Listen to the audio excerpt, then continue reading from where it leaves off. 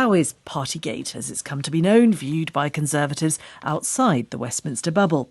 Stephen James is chairman of the Folkestone and Hythe Conservative Association. Philip Sagar is vice president of the Grantham and Stanford Conservative Association. And Anna McGovern is the social media manager for the Young Conservatives Network, a grassroots organisation. And they all join me now. Good evening. Good evening. Good evening. Stephen James, first of all, has Partygate changed your opinion of the Prime Minister? Look, I think many people are really cross with kind of the things that have gone in Downing Street.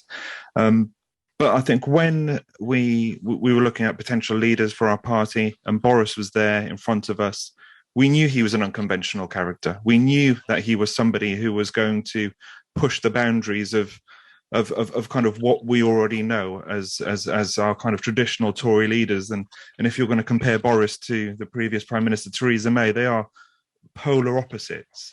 So we knew this about him. And this kind of attitude that he has enabled him to make some really, really big decisions and get them right. So his unconventionality is part of his appeal. Anna McGovern, you're a young Conservative. Lockdowns were tough on young people. What do you think? You presumably you saw perhaps his unconventionality as part of his appeal too. No, absolutely not.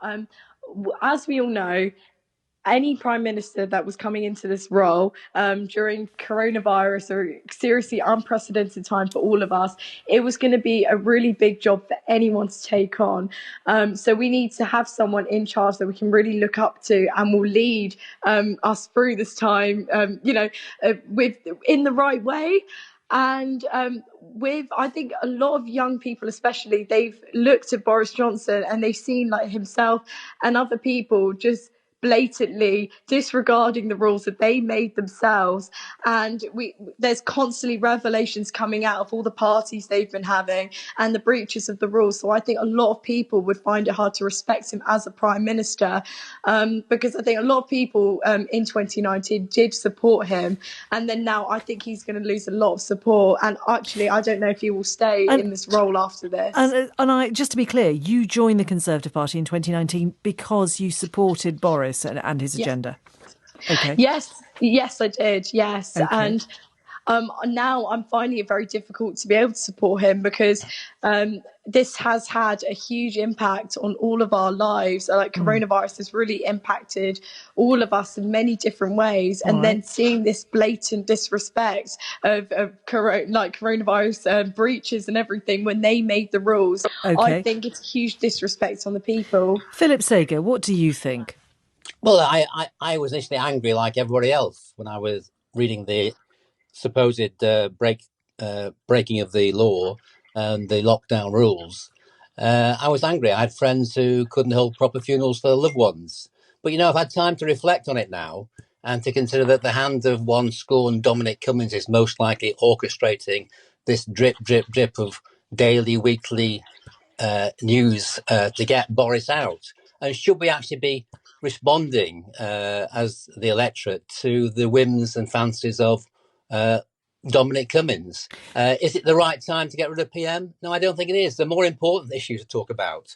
There's Ukraine, inflation, cost of living, energy prices. On balance, Boris has got more things right than he's got wrong.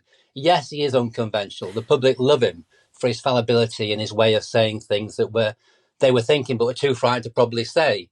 I mean, he won the Conservative Party of the North, although I think probably with a little help from Comrade Corbyn. But has he squandered that goodwill? Last week I would have said probably yes. Now I'm not so sure. I think we should wait for the results of the inquiries to come out. Stephen James, let's give the man a chance. Philip Sagar, similar perhaps view to you, but are you concerned that Anna is a young Conservative, somebody presumably who you want to attract and keep in the party, and she's rather cross?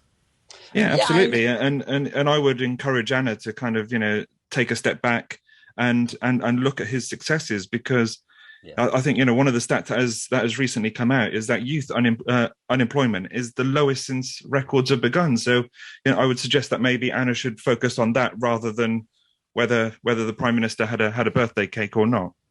And Philip Sagar, then, when you talk, though, to people in your area, in Grantham and Stanford, do they have a similar view to you? I think it did, yes. They reacted like everybody else did at the disbelief of what's been going on during lockdown. And And they were very upset. And and I do think you we all think were. the contents of Sue Gray's report, which we're likely to see first, do you think that may sway people one way or the other? I think it may not. Who knows? But let's wait and see, shall we? Let's wait. It seems to be a constant drip, drip, drip of information being given to us, purely aimed at getting Boris out. And it's not the right time. There's too many other things to talk about. And I think I understand, why people are upset. I really do get it. He gets it. Let's just see what actually happened and what the facts are, and not just believe what we're given on a plate every day as being the facts. Anna Let's McGovern, wait and see. what would it take for you to change your mind? I don't think anything at this point could really change my mind, because I think the evidence for itself is blatantly clear. I know there was something mentioned about Dominic Cummings trying to get Boris out, but he was also breaching the rules as well. So what I'm seeing, and what many of people my age are seeing, are just all these revelations are coming out of like people that are making these rules, constantly breaching them where we're expected to follow them. So I'm a university student myself. And I've heard a lot of experiences from like friends, my friends who've like gone to university for the first time, who've been locked down in their accommodations with complete strangers, and they're not able to go see their families or their friends, and they're not able to go out and meet new people. So they were being fined and regulated So for like if they were like having social occasions So or people anything. facing real punishment. Philip Sagar, just briefly then, there are, of course, local elections looming in May. Do you think that these issues are likely to play out in those elections? Well, I think if people believe what they're reading here on the news, reading the papers here on the TV news and radio news, it probably will. But I would say to them, look, let's look at all the facts. Let the professionals, the police, look into this now. It's good that And the Prime Minister has welcomed the police investigation. Let's see what the police come up with, and then we'll decide. Philip Sagar, Stephen James, Anna McGovern, thank you all very much. We'll come back to that story later in the programme.